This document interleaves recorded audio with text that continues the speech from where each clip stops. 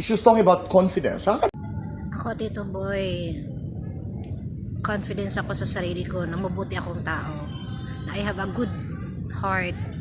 Kasi dito sa mundong to, talaga ang daming bully. Mostly yung mga mayayaman, yung mga mapipera, yung mga nakakaangat sa atin. Diyos ko, minsan ako, nabully na ako. Minsan na akong nasabihan, wala akong pakialam sa'yo. Yung hingi ka ng favor, sasabihin ko, wala akong pakialam sa'yo. Problema mo yan.